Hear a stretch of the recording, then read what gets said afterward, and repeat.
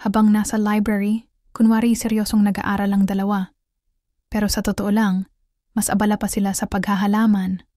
Abay nagbubunot ng damo sa gitna ng mga libro. Ay sus, alam mo na yan. Aklatan daw, pero may taniman pala.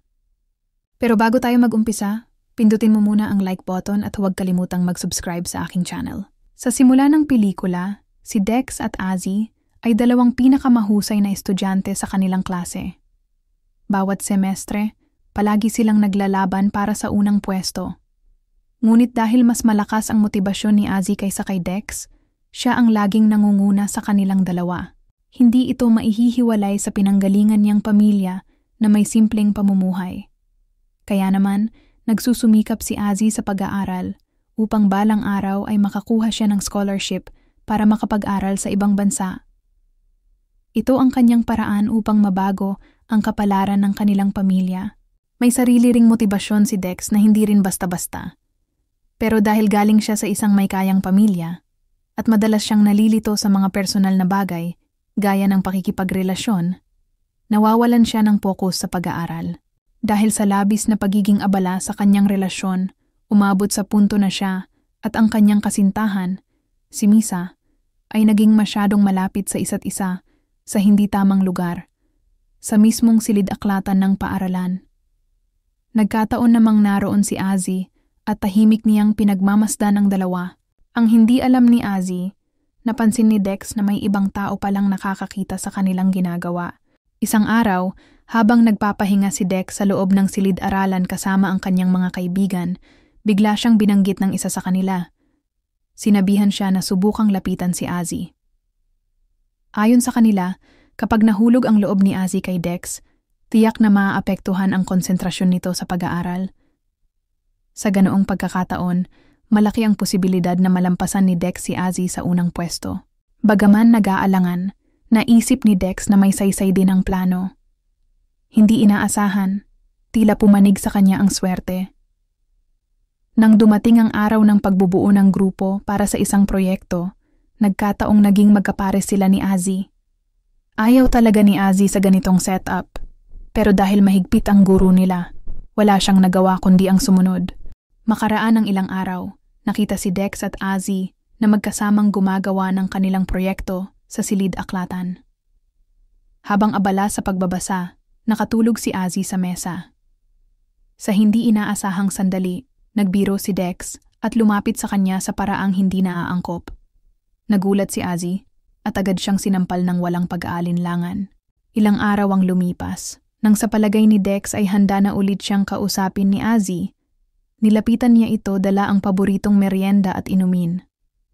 Humingi siya ng tawad at nangakong hindi na uulitin ang kanyang ginawa. Ayaw nang palakihin pa ni Azzy ang nangyari, kaya tinanggap niya ang paghingi ng tawad ni Dex. Pagkatapos nyon, dinala ni Dex si Azzy sa kanilang bahay. Natahimik ang paligid upang ipagpatuloy ang paggawa ng kanilang takdang aralin. Habang ginagawa nila ang proyekto, napunta sa seryosong usapan si Dex at Azzy. Nagkwentuhan sila tungkol sa kani-kanilang motibasyon kung bakit gusto nilang maging pinakamahusay sa klase. Pero biglang naging alanganin ang usapan nang tanungin ni Dex kung nasiyahan ba si Azzy noong nakita siya nitong malapit kay Misa sa silid-aklatan noong isang araw. Napatahimik si Azzy sa tanong na iyon. At bago pa siya makasagot, bigla siyang nilapitan ni Dex. Naroon ang tensyon, pero pinili nilang huwag hayaang manaig ang damdamin sa gitna ng kalituhan.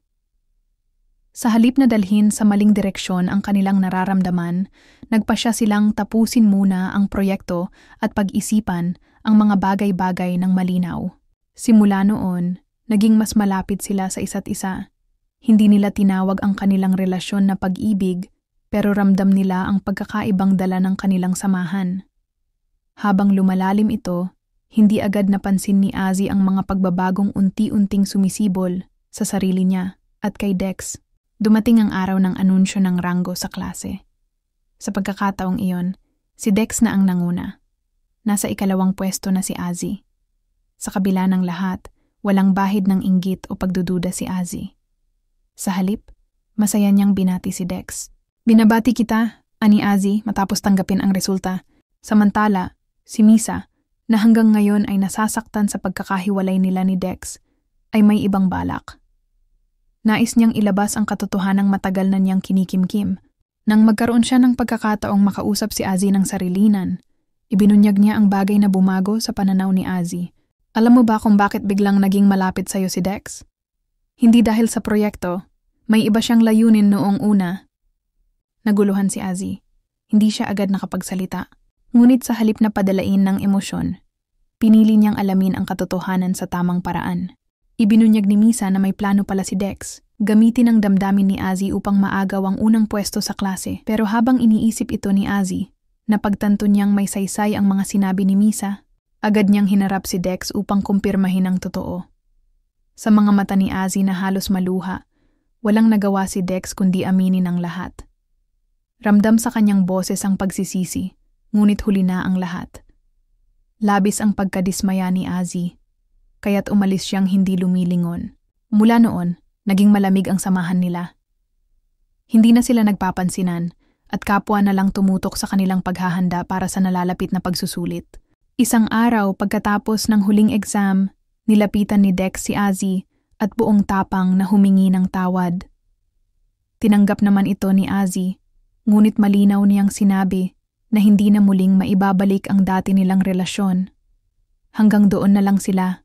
Lumipas ang ilang buwan, dumating ang araw ng kanilang pagtatapos. Sa harap ng buong paaralan, parehong tinanghal na pinakamahusay na mag-aaral sina Dex at Azzy, matapos makakuha ng parehong mataas na marka.